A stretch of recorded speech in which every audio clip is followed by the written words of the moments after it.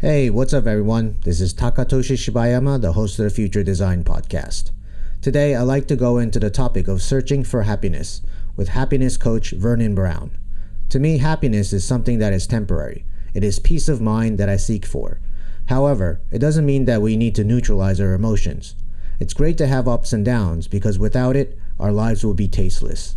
Especially nowadays when most of us are restricted to our homes and not being able to enjoy the social freedom that we had before. That's why we need to focus on what makes us happy. To me, it's achieving the trifecta: my family, my work, and my personal life. We all need to have fun in all of that. Modern society always makes us strive for success. But what is that success? Monetary success? Status success? Perhaps we may have become too serious about life. I mean, what is life about? Is it to achieve the goals that our modern society created? Isn't that too mortal? I always debated about the meaning of life since I was young, but where I stand now, life is about your own personal journey. We're not here for a divine purpose or a man-made purpose. For me, it's about enjoying that journey. Because we are in these times, I'd like to propose this question to all of you listeners. What is the meaning of your life? Thank you, Vernon Brown, to being on our Future Design Podcast. Dude, I really appreciate you and I connecting, the great conversation, even prior to being here. But it's totally my pleasure. Appreciate it. Thank you so much for being on. And what I wanted to talk to you about is, because you're a happiness coach, you're a success coach, you advise your clients about how to achieve success through happiness. But before we dive into those questions, let me ask you, who is Vernon Brown? Oh, that's a good one. I like that. I don't think anyone's ever asked me that. Vernon Brown is a father. My son is in my everything. Like he really gives me. He does. I mean, you get it, being a dad. Like, he just really lights things up. He actually helps a lot. He's such a reminder. I'm sure we're gonna get into this, but like the basic tenets of life that make you like successful, however you want to define that. But Vernon is. He's an artist. He's a goofy guy. Like, I love to laugh. Like, a lot of people look at me and they just see like, oh, he goes to the gym. And like we were talking about earlier, like being a meathead, like, dude, I'm the biggest goofball you will ever meet in your life. All I want to do is laugh. That's all I want to do is play. Because, we got to be serious, sometimes in life. But, Vernon's just a goofy guy who likes to, no matter what it is, I can make it funny. I don't care what it is. Even with everything that's going on with, like, right now with the reset that's happening, like, I just like to have a good time. And there's, that's me. So, yeah, but I mean, I'm sure there's something that kind of led you that path, right? I mean, not everybody is a goofy guy. Not everybody wants to joke around. Some people are very serious. I mean, what led you to become this person? I think it was a lot. In fact, I know it was a lot of the way that I was raised. In the environment I was raised in, there wasn't a lot of like happy-go-lucky stuff, right? And it's not that things aren't serious and bad things and tragic things don't happen, but it's like when you grow up and you see people overdose and you see people getting stabbed, shot, beat up, it's like when you see the kind of like the gutter of life, and then you're like, do I want to live like this? Do I want to be that person who's kind of slightly cynical for good reason? Don't get me wrong, or do I want to be somebody different? And I think when I kind of got on my own and wanted to figure out who I was and where I wanted to be, it's just like I just recognized I just saw one contrast to life. So it's like, let me try the other way. And this way just makes more sense. I was an angry guy like years ago, and I'm not proud of that. A couple of decades ago, I was a very angry guy. And but it's too much energy. It's just way too much energy to be like that. And so that's when I recognized this is just fun, happier way of being, not trying to sound, philosophical or cliche, but yeah. Yeah, I mean, obviously, I'm sure your upbringing had a lot to do with how you look at life in general. I mean, what kind of things that you mentioned about, people getting stabbed or OD'd and all that stuff. I mean, what kind of childhood did you go through? I went through a childhood where I had to grow up really fast. I mean, I know all of us, all of us had a childhood where we might say that, it wasn't fun, we didn't like it. I think that the seasoning for me was I had to be in circumstances children should not be in, right? And some of those about you, some of those, were, my mom's decision. Some of those weren't. Like, she didn't choose for someone to try to kidnap me, right? You get off a bus, you're 8 years old, and there's a guy sitting in your driveway telling you to get the, bleep in the car. But when you got to grow up fast like that, that environment, it just kind of, you almost had to develop like an X-ray vision with things because you had to see what's not being seen. And so when you kind of grow up like that and you can't really look at like some of the fun things in life, it just changes you a little. Not in a bad way though. You just grow up quick. Mm. Yeah, I think there's a many adversities when people go through. It makes you precocious because you just can't be a child anymore, and you have to adapt to the world that's around you. And it's sometimes a sad thing at the same time because you don't want your children to go through so much adversities. I mean, sometimes it's a good way, but a lot of times, especially in the situations where there's people dying and stuff. I mean, that's definitely not something you definitely want to wish for your kids. Yeah, but, I think, in fact, I know, and this is something that always helped me get through things. Like I told you, like I mentioned, another thing about me is I'm a nerd. I'm always reading comic books, and there's a lot of Spider-Man stuff all over my house. Son's named after Wolverine. His name is Logan, but it's, in the comic books, the X-Men, like they went through some of the worst things. Like, even though they're superheroes now, but when you go back to all of them, their origin story was always horrible. You know what I mean? Like, seeing the abuse and seeing that. And I could relate to all of that on so many levels, right? And so the kind of silver lining was, I remember telling myself this. I was like, my superpower has to come. It has to come. I just gotta, I gotta keep going. I gotta stand there. My superpower has to come. And yeah, it's a gift of long suffering, right? And that's what a mutant power is. That's what that superpower is. That's what a lot of times, people use the word resilience. I mean, that's what it is. You just keep pushing and pushing and pushing until you see what you want to see. Mm. And I think there's a lot of things that you taught yourself along the way. I mean, obviously, not everybody actually rises above it and then tries to become a better person, and people just dissolve into their environment. They just become drug dealers or, people who are, generally, become thieves or something like that. I mean, what is the patterns that you saw in yourself that allowed you to grow into the person that you are now? It's a really good question. The first thing that comes to mind is awareness. I was aware that that person, those actions, those thoughts weren't really getting me anywhere other than what I've already had. And so I just started looking at if you go out or if you say X to somebody all the time and they get like a reaction, just stop saying those things to people. They're like kind of piss them off or make them mad, or just recognize, like, let's do the exact opposite of everything you experience. I mean, I think that's the short answer for me right there. It's like, do the exact opposite of everything you experience. And it was tough. Do not get me wrong, because not only do you have those environmental things, in the terms of just like, tangible surroundings, but then you got to look at, your social circle. Cause I didn't have a really strong social circle. I mean, I told you I was a nerd. I'm reading medical journals. Girls love that, right? Reading medical journals and comic books. You don't fit in. So you're getting made fun of. And, I was just an odd duck. But it was, if there was a way that I could experience, pardon my language here, hell, then there's no way possible that there can't be a heaven, is how I looked at it. So it's just like, I just challenged it. Mm. And that's a big thing. I tell my clients, like, no, don't ask anything in life. Don't ask for life for anything. Too many people ask. You demand. Life will give it to you. You're gonna have to put some work in. Make no mistake. You're gonna have to put some work in, but demand more for life. And that's what I did. That's what I do.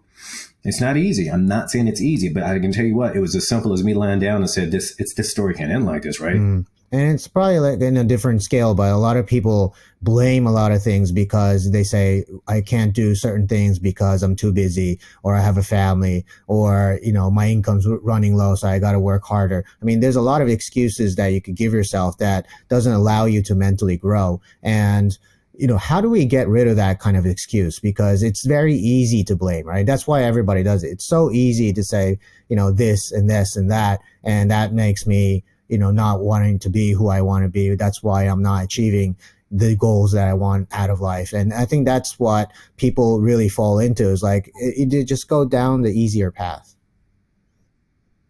You're exactly right. And it's just, it's like lightning, it wants to go to the path of least resistance. And so most of the time, that's what people do. That's what oftentimes, like I've even done it in my life. In terms of when you want something, recognize that it's a cost, and you are not going to get something new holding on to something old. You got to let something go. And it's about drawing a line in the sand. I'm very cautious to say, this line just because it doesn't apply in all situations, but everything's your fault. And granted, there's a lot of circumstances that it does not apply. But if you're telling me you can't grow, spiritually, mentally, physically, if you tell me that you can't do that, and because of this, because of that, like, that doesn't work with me. That doesn't. Like, everything is your fault. Everybody's upset about, the virus. Oh gosh, the virus is this. Well, the virus didn't stop you from saving in 2018 and 2019, did it? And when you look at things like that, when you recognize that I'm in my power, I can put myself in a power place by saying everything's my fault. It changes. Like, I think being a dad really helped that, because I can't tell my son, hey, guess what, buddy? Daddy can't not traveling across the country speaking again. So, we're going to have to, cut back on budget. I can't tell my son that, right? Everything's my fault. So what do? You adapt, you adjust, you pivot, you get curious, but you have to draw a line in the sand and say, this is my fault. And the beauty of it is you don't say it in a way of negative, like, this is my fault. I got this. I'd rather plan to have the wedding. I'm not going to plan to have the wedding outside, right? Because you have no control over that. It could rain. I'm big on, like, let's have the wedding inside where I have more control over things. I like being able to say, this is what I want to do with my life. And that's what you have to sit back and say. What do I want for my life? Mm-hmm. And, I came from, I didn't speak properly. I was educated, but I just didn't talk a lot. I was so odd. I was socially awkward. I just had so many things stacked against me. And I know if I can do it, anybody can do it. Anybody. And I've just helped several thousand clients with that, because that's the fun. You get to do this. Like, look, we're talking right now. You're in Singapore and I'm stateside. Like, we are talking right now. We made it happen. We didn't make any excuses. It's 9:30. It's 10 o'clock right now. You're making it happen. Everything's your fault, right? Exactly. Like, man, I love you for doing that. Appreciate it. Yeah. One of the things that really got to me, and I was in the finance industry and I was deeply dissatisfied, not because I wasn't doing monetarily well or, I had a family, I was living in a really nice place and all that. I had all these things going on for me, but there was something very disturbing me. And one day, I think this was around 2014 or 15, and I heard this guy, and he's super famous, Naval Ravikant, was on Tim Ferriss' show. And I just remember this one quote that he mentioned, and which really stuck to me. He said, happiness is a choice. He meant that a lot of things in your life, whether that's, negative or, you have to cut it out from your life. You have to cut all the negativity out from your life until you get to the core of your life, right? The core essence of what you want out of your life. And that choice is yours. You're the one that is the only one that could cut all the negativities out of your life. If you don't do that, then you're not going to achieve this happiness. I cannot agree more. Like, there are times where I'm cautious about saying happiness is a choice, because there's different circumstances people face. However, with the things that we're talking about now, it is a choice. I tell people all the time, you've got to audit your circle, social circle. You're only going to do as good as your network allows you to, right? Because most of the time you don't want to do too good because you don't want to meet your friends, alienate your friends and things like that. You're not conscious of that all the time, but it is a choice, and you've got to get rid of things. Like, if it doesn't serve you, you get rid of it. And in some cases, in all reality, it might even be some family, friends, or loved ones. Like, it's tough. I've had to, disconnect from people and love them from afar, and love them with a long-handled spoon is what I say. Something my grandmother taught me, because there's some things that, like, if it's not making you better, if it's not getting you into a better place, you've got to eliminate it almost immediately. Start distancing yourself, start becoming less available, get rid of it. I can't stress that enough. That's what helps with the transformation. I'll ask people, is because you want to make sure people have a good support system, right? And if they don't, we got to create one. We got to figure out how creative to be. And oftentimes you see people don't have the best support systems that's going to support them being successful. But yeah, for sure, a choice. And, I think a lot of people know that happiness is something that everybody should be striving for. I mean, even my 7-year-old son would even know that. And it's not something that it's a foreign idea that people should be searching for happiness. I mean, we look at our lives too much in a very quantifiable way. GDP is based on cash flow, right? It's just completely quantifiable.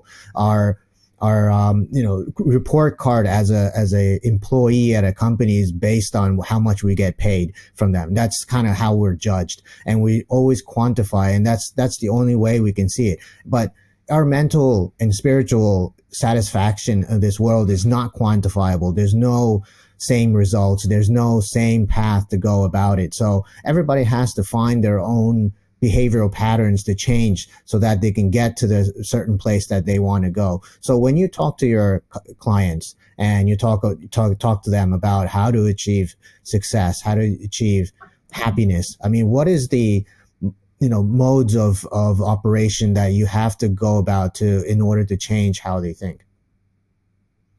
This is just such a phenomenal question. I hope you don't mind. I want to just kind of answer a question here that might not have been asked, but I think it's important to talk about. When I say happiness, I'm not saying, clap your hands, stomp your feet. That's part of it can make you happy. Sure, your smile. But the way I define happiness is energy.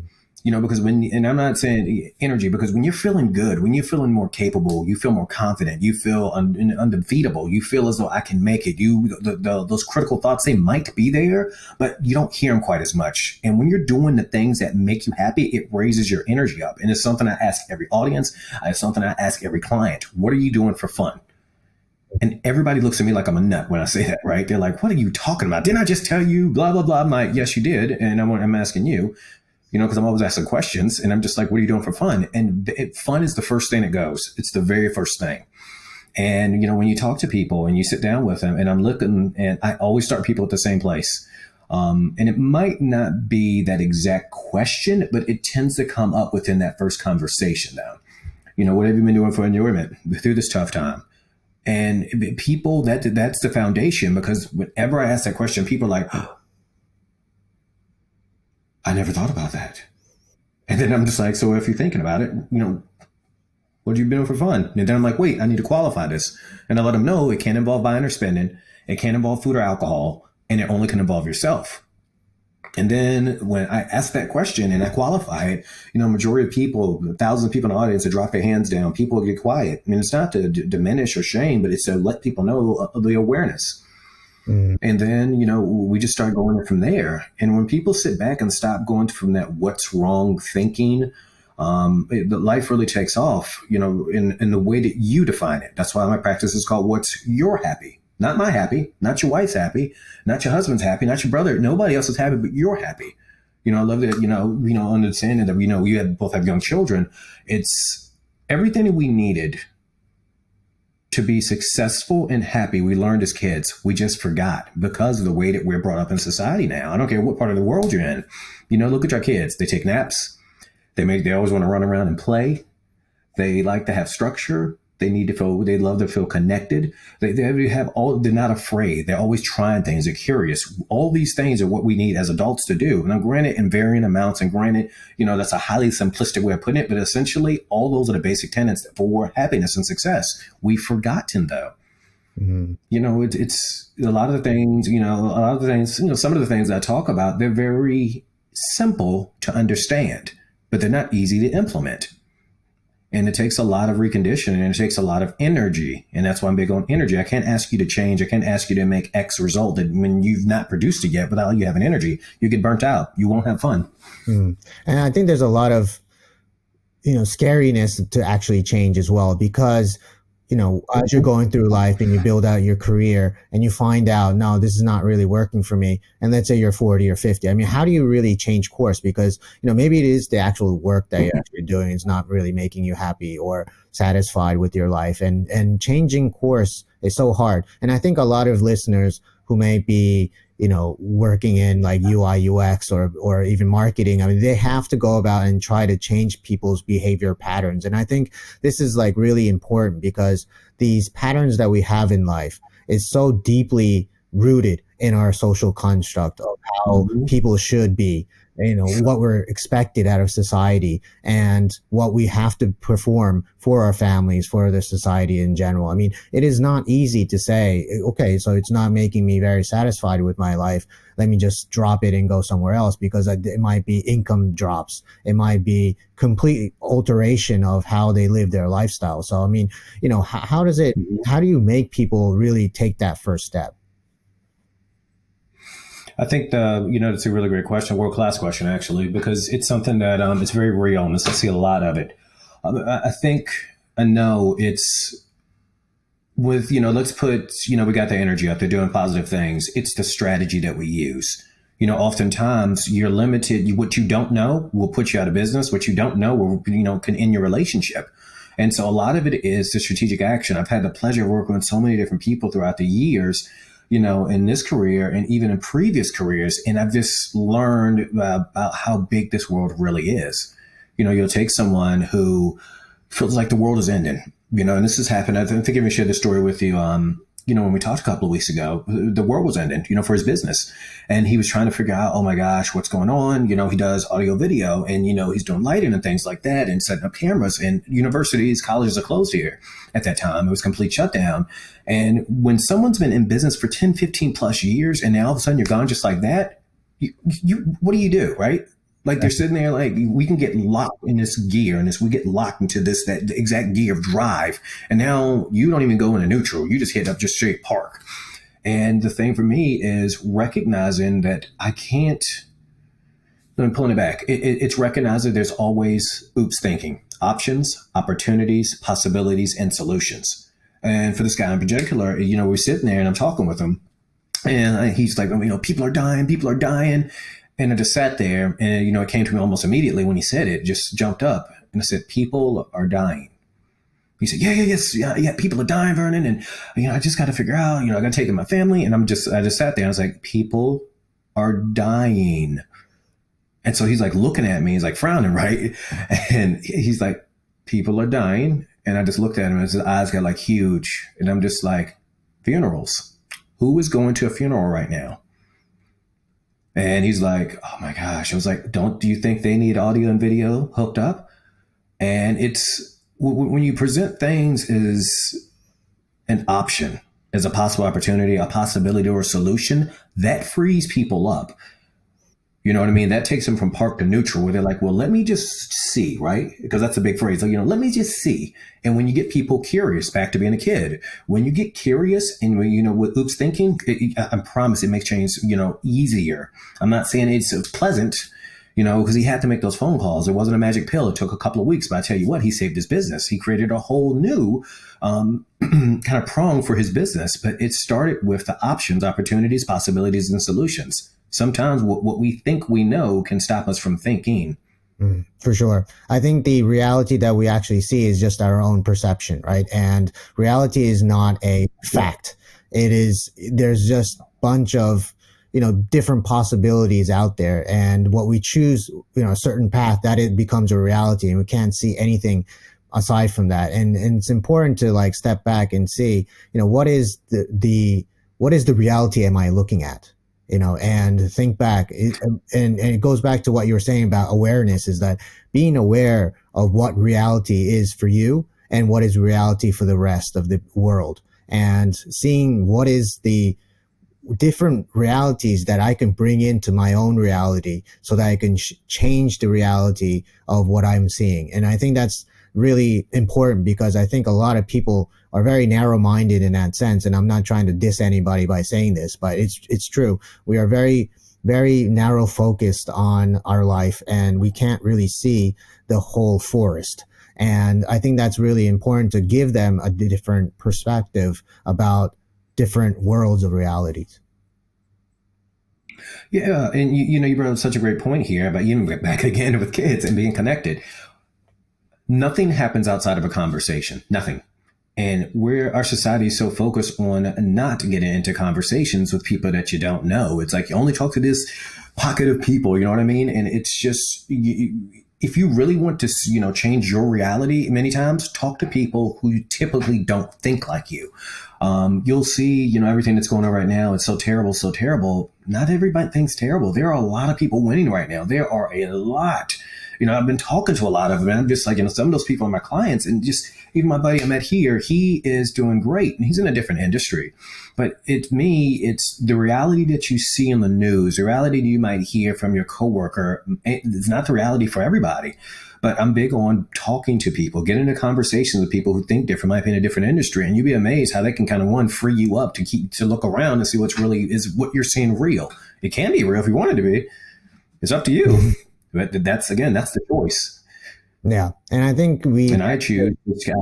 Yeah, I think we tend to No, no, listen go to other ahead. people too much, and we can't shape our own reality as well, right? So we just take in, different ideas from other people and then try to combine it together. But thing is, we tend to listen to the same people, or we kind of seek out to find a solution for our, or we might have like this bias that this is the way we have to be, and we seek out the similar type of people or Hmm. information to confirm our theory. And I think that's the dangerous thing, and especially with the whole social media thing, is that we always tend to see the same things over and over to strengthen our perception or views of life. And I think that that's the dangerous part. We need to step out of that, right? And I think that I think what you're trying to do with your clients is have them see a person or a different view that is completely unknown to them. Yeah, it's let's just say somebody might have a really tough issue with a family member. I'm trying to think of somebody, and it was they're this, they're that, they're stupid, they're narcissistic, and she's saying all these things, and the father is kind of a difficult person. I'm like, do you know what it's like living with someone who's like that? And she was like, well, no. And she had an issue with her mom. I was like, what do you think the cost is of living with someone who's critical and judgmental? And of course, she's like, and then, and it's not that I'm saying it's given a reason or an excuse. I'm just giving you an understanding. And oftentimes something looks really negative and mean and critical, and a person can be the most, whatever in the world until you really step into their shoes. And there's, people talk about empathy, but are we practicing it when we, look and try to understand people? I think it's, Abraham Lincoln was a quote that I, always stuck with me. He said, I don't like this man. I must get to know him, Mm. because sometimes we don't know what they are going through. We don't. And so sometimes somebody who could have this curmudgeon approach could be going through something you can't even understand. I've had some people who they don't let other people in. I'm not giving people excuses. I'm making sure I'm saying that. I'm just giving people, you need to sit back sometimes and recognize what could they be going through. Mm. Maybe it's nothing you think is major, but for them, it's everything. Mm. And let's change it up a little bit and going into why people are doing what they're doing. So like, let's say people are in a certain industry or, working in a certain place. And, initially they probably went in there with a mission, I want to achieve this for the world, or maybe this technology is, creating something great for the world and I want to be a part of that. But then we're hit with like quotas and we have to achieve a certain, number Mhm. of accounts and all these things that are being thrown at us, and we kind of start to lose sight of why we're doing this in the first place. And then I think that is a big factor in why people start to feel dissatisfied with their work, because they kind of completely lose sight of their mission. And how do you bring them back to that? Well, it goes back, and this is a really good question because this is someone that comes up often. It goes back to, we need to make sure that this simple equation that I always encourage everyone, please write this down if they're listening. To anyone listening, it's more work, more fun. You need to balance out all the work that you are doing. And I know people are like, well, why do I need to do that? Because you got to keep that fire lit. Because the next thing that comes up next is what I'm about to request of people is you got to start doing things that you enjoy. I used to love to draw. I love to draw, and I wanted to be an animator, way back. And I wanted to work for Disney, and I love The Lion King. I got to plug Moana. Moana's the best movie ever made. But I knew that if I was going to get paid for what I do, I was worried I would lose the love for it. You know what I mean? And oftentimes that is the trade-off. Mm. However, I can't say that I don't love what I do right now. And it's like, it's not that I don't, there's days when I get tired, but I'm always doing more things for fun. I'm always making sure I'm staying curious and I'm trying new things. What can happen in those type of environments is we stick to these routines that aren't really doing anything for us. I look at people's schedule. I call it optimizing your schedule. And I look at someone's schedule and I'll just ask them, like, is this what you do every single day? Like, how much fun is that for you? And it's like there's no spice in life. They're not doing things that wake them up. They're not taking a new way to work. They're not going out and planning a vacation. Just you planning something fun for yourself. And I'm not trying to say everything's all about fun, but essentially it is. Because right now, with everything going on, this is the time for all of us to be focusing on more fun, more engaging conversations, more ways of being challenged at how we see the world. But that's those are the big things for me. It's more work, more fun, and then getting curious about what you can do to kind of, I don't know, get that spirit kicked back up in you again. Mm. And I also think There's many things that we can do. yeah, and I think there's a lot of relationship issues at work as well that people have to overcome because you have to answer to bosses or bosses, and they tell you have to do a certain thing a certain way, and then you have to achieve a certain result, and it's very hard to seek fun in that, right? And it is Sure. quite it is kind of easy to say like let's find fun in these things, but when you're really going through a certain crisis situation like right now, and it's very hard to see that fun because your core mission right now is like you need to make money. You got to provide for your family, because if you lose your job in this kind of situation, there's not going to be a lot of jobs out there for you. So you're going to do whatever it takes to keep that job, and you will sacrifice fun over keeping that job. And I think that it goes to millions of people out there who are working, and it really is tough, right? I mean, I've been through that situation as well. So I mean, what do you have to say to all those people?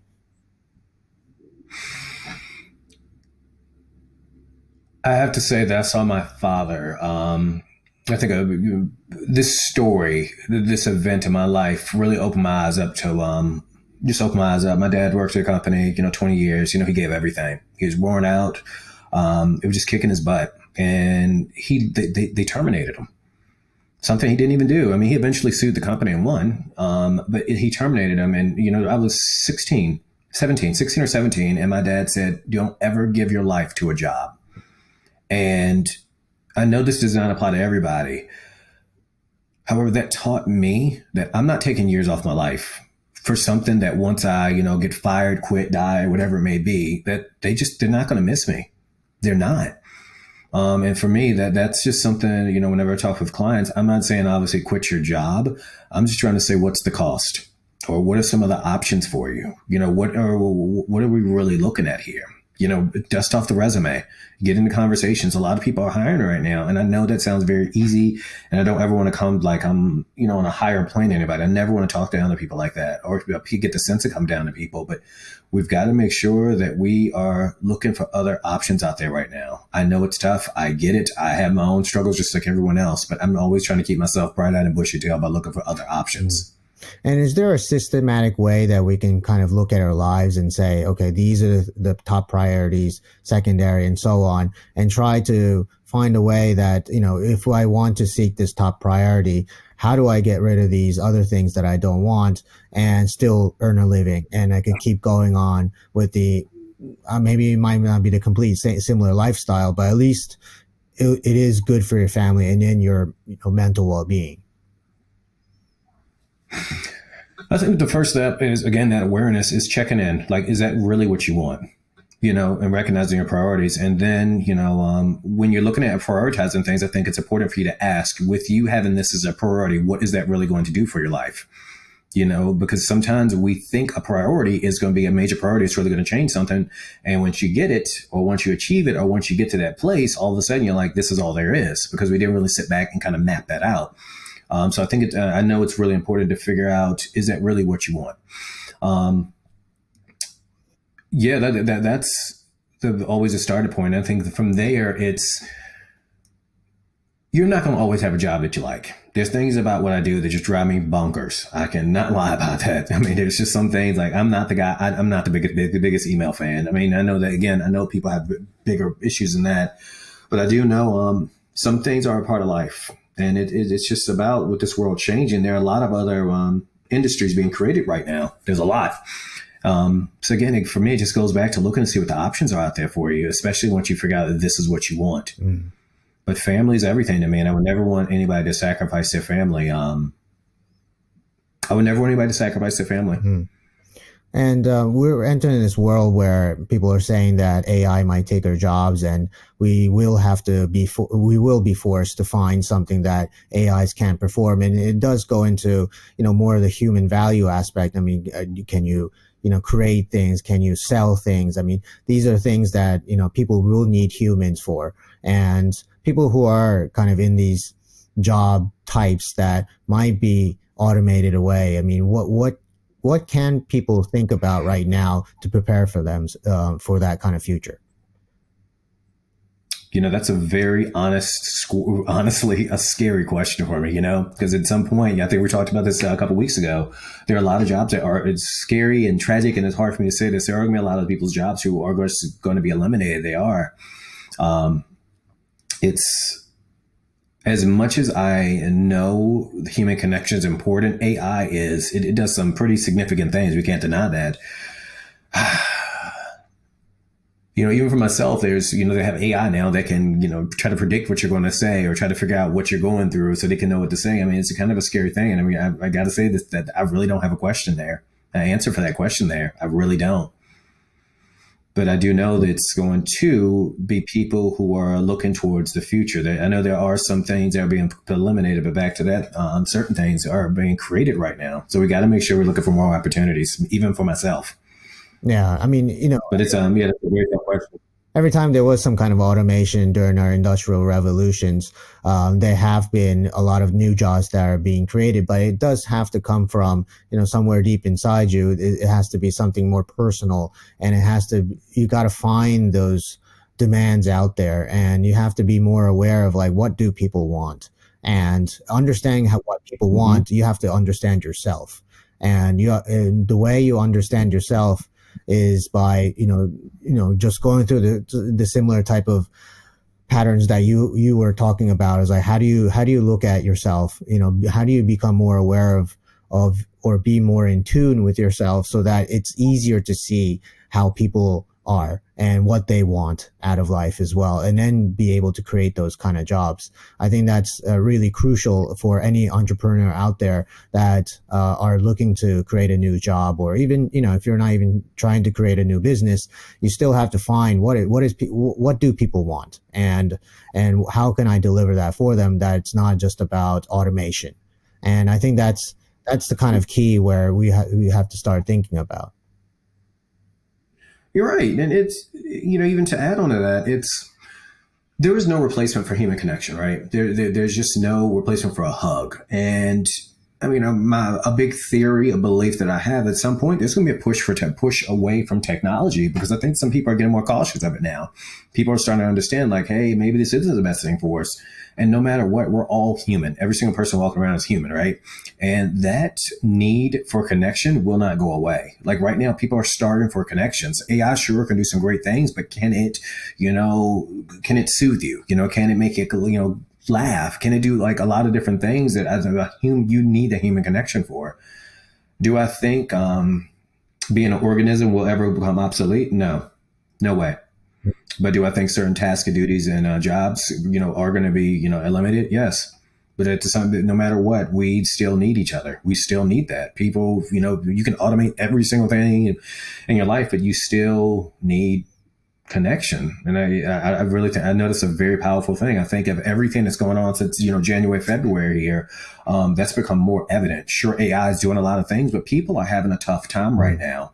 And AI can't fix all that, Yeah, for sure. I think as we were in quarantine, we did miss talking to other people, and you can't replicate that over Zoom, because you're not really close to them. You can't touch them. You don't feel what they're going through just over video conferences and video calls. So, you definitely need to be more focused, and we have to be more aware that we need each other and not hate each other, and understand what, I think it really boils down to empathy, right? And I think what this whole world needs a little bit more is like this empathy and ethics around our human interconnectivity. Yeah, I remember during the quarantine, it's like I wanted to have someone, not really, but like flip me off on the road. I just wanted someone to pay attention to me, right? Because I would just go out on my balcony and I would just see my neighbor, and we would just look at each other. And it's just like, I just want to give you a high five right now. You know what I mean? And it's just, it's a trip. It's a we thing. It's a we thing. Like you said, empathy. It's all about it. It's we. Yeah. I think this has really exposed that, and to some degree, again, this, everything that's going on is not all bad, because it's really bringing to light, connections, really bringing to light different conversations we need to start having with one another. How are you? Someone asking that and then they break down and cry after you ask it 2 or 3 times, lets you know that a lot of people are struggling right now. Yeah. I remember during the quarantine, I watched videos where people were playing music on their balcony and everybody was tuning in, Yeah. singing or playing guitar or bringing out their keyboards and trying to make music together. I mean, I thought that was, the pinnacle of like how we should all be, right? The ideal, human interconnectivity that we're all striving for and what we really need, and not just be ignorant and complacent about each other. I mean, even thinking about local communities and in general, I mean, at least for me, I lived in urban communities for a majority of my life, and a lot of people come from different, countries, different, backgrounds, and we're all just living in this urban society where people are just here to work, make money, save, and then hope for some kind of retirement that we could just move out of the city and live in a nice, Hmm. comfy house, maybe ideally by the beach or something. I mean, so we don't have that local, connectivity anymore. We don't have anything called local society anymore, right? We don't even say hi to each other a lot of the Hmm. times when we pass by, or even we're within this like condo unit, sorry. And I think that that's really destroying human connectivity, and I think that's something that we really need to bring back. And I think that's and I think also it's the future of how we need to be again. It's like the old thing coming back, is that we need to rebuild local societies so that we want to feel that we are belonging to something, not just like a decentralized way of like, working or things. I mean, we need to have people close to us in order to feel this enrichment of life. Yeah, and it's different types of people as well. I think that's a big thing now. That's really, I think come to a forefront for people. Just just to have a variety. I remember growing up. I mean, my aunt, she adopted a lot of, children who had a lot of struggles. So a lot of my cousins might have, certain, development conditions. And, a lot of my cousins, one of my cousins is Korean. I got a couple of my cousins Korean. A couple of my cousins are just different. And that it really opens you up to a more robust life. And I think, I know through this pandemic, I think that's really, people want more of that. People want to figure out how to connect with different people who don't look like them. I think that's going to be a big part of, it's something that's a big thing that we push in our household right now, I see. because the future is going to look very different, in terms of with people. It's just going to be, which I'm really happy about, by the way. It's just not going to be full of a lot of people we all might not look alike, which I think is great. We need that diversity out there. Yeah. I mean, I remember when I used to live in Long Island in New York, when I was a child, it was completely white. And it was, I would say 60% Jewish, and the other 40% were white people. I was the only Asian guy there. And now that I go back to the same location, it's completely mixed. And I see that Hmm. from going, a lot of different countries as well. I visited many countries, and it's not just a homogeneous society. It's becoming a lot more mixed. There's interracial marriages, inter country relationships, and all these things that we're all coming together. And I don't see why we can't be acceptive of other people's differences. And I don't know why a lot of times, and especially these times, that there are we see so much in the news that people are being driven apart, and we're saying we're all divided and all that stuff. But I just don't really believe that completely. And maybe it's a very U.S. centric thing about this political divide and stuff, or maybe it's an Anglo thing at the moment. But if I look around in this society, I don't really see that much. And in certainly around these regions that I've been to, people do want to come together and understand each other and learn about each other's cultures. It's, gosh, I don't know how we got here, but I'm happy we did. It's, a lot of it is people aren't, I should say people, I don't like to lump people together. There are some persons out there who don't manage change very well, right? There's some persons out there who aren't sure of what questions to ask, right? And I don't know. I think, the U.S. is very separated at the moment. I mean, many reasons for that, but this is not the time to talk about that. But I think the questions I don't see people asking, and this might help others, is tell me about your culture. What can you tell me about your culture? Those are the questions people aren't asking. Like, if someone, we actually had a friend, I talked to him about this, and, she asked me, I was like, well, let me tell you. And I think it just, I really, I grew up, my mom's a Native American. My dad's African American. I grew up around Caucasian, I grew up, I'm the only black guy in a white neighborhood, right? And I just saw like things that, and heard things that aren't really nice. I just leave it at that. And it just taught me, especially because my mom said, if you don't like someone, it's not going to be because of their skin, it's because they're stupid. I mean, that was one of her big sayings, like women, what's she going to tell you what she means? And she told me that. She taught me that. And I just know a lot of people were brought up with those, have different values than myself. And I'm very thankful for the value that she impacted and imparted on me, because it opens you up to see who cares? We're different. Who cares? I don't have time. I just, I think my mentor taught me this phrase, and I live by it. I'm afraid of my own ignorance. Sometimes I don't want to say the wrong thing, but I ask the questions. Do you mind? I'm not quite sure. I never want to be dismissive or rude towards your culture. Can I ask a couple of questions? And then when someone comes at you like that, they like, well, yeah, sure. It's like, anyway, I'm about to go off on a tangent there, but variety, just an open world, just be open. Even with my son, kind of for the quick thing, I know that wherever he works, however, our kids grow up in life, it's not going to be the same. Everyone's not going to look like him. Everyone's going to be different. And the faster our society can wrap their mind around that, I know we'll be in a much better place.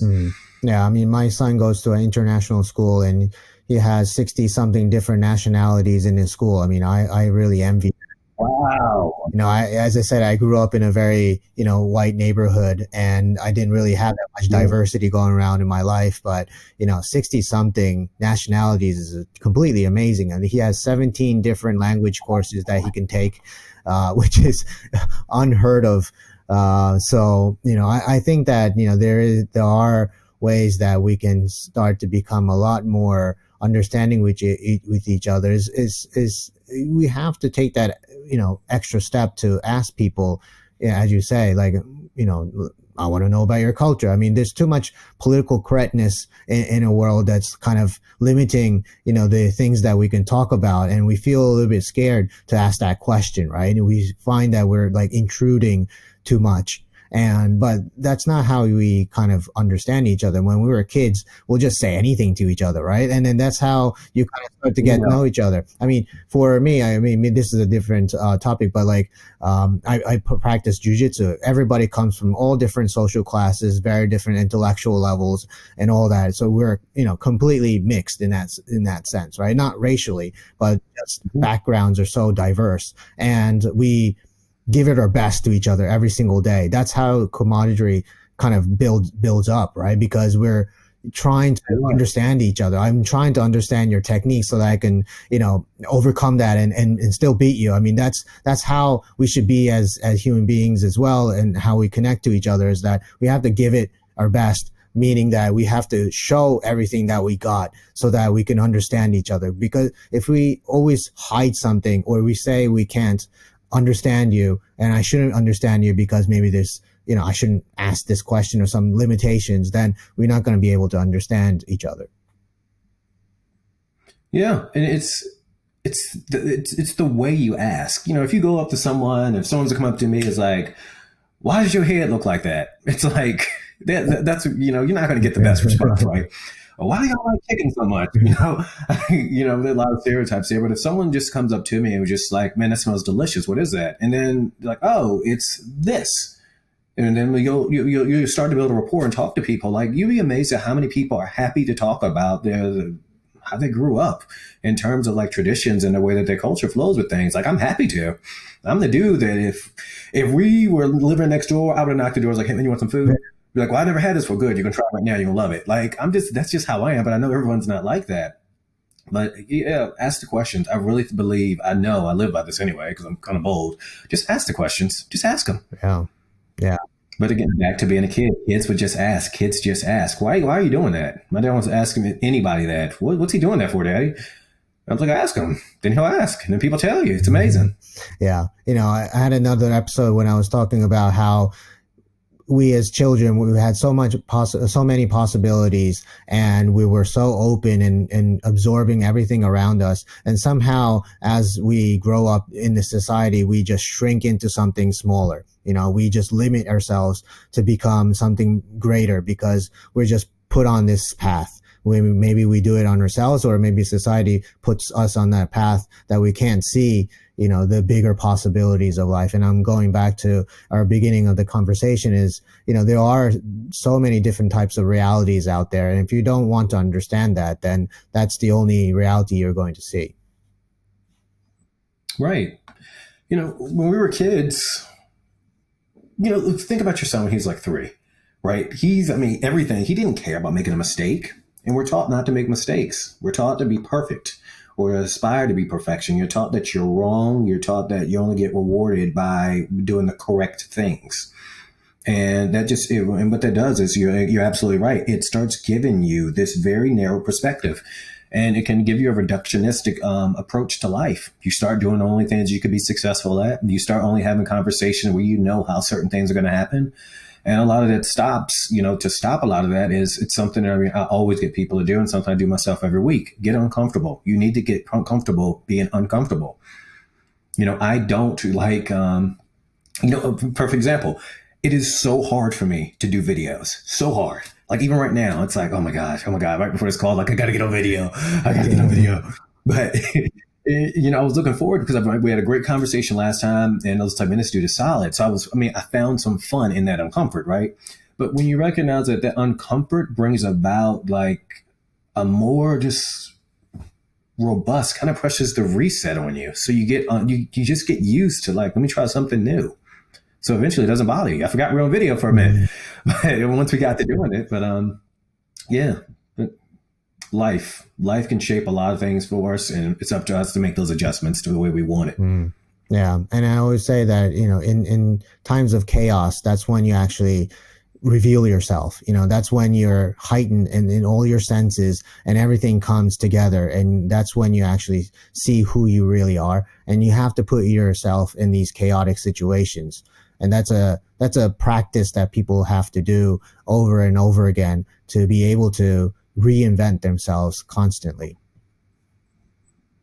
Right. And nothing, there's other things you can bring people together, but nothing like a struggle to bring people together. And right now we could all be coming together. Like think about it. If you were lost, you're hooking a band in New York. When you're lost and you don't know where to go, you don't care about what color someone's skin is. You don't care about how tall they are or aren't. All you know is I'm lost and I need help. You will walk up to anybody. Immediately, you're bold. Immediately. And so that's where, kind of trailing it back with, the things we talked about during this, everything that's happening right now is people can come together through some of the most uncertain times stronger.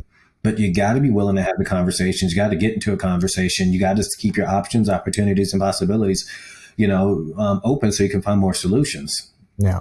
Yeah, I guess we could talk about this on and on forever, but I really had a great conversation with you, and definitely we should chat more again because it seems like it's gonna go on forever. I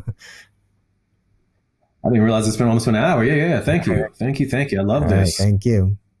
Hi, this is your host Takatoshi Shibayama. Thank you for listening all the way to the end. Now, if you enjoyed or disliked the show, please let me know by writing in the comment section. The only way I can improve or add value to you is through your voices.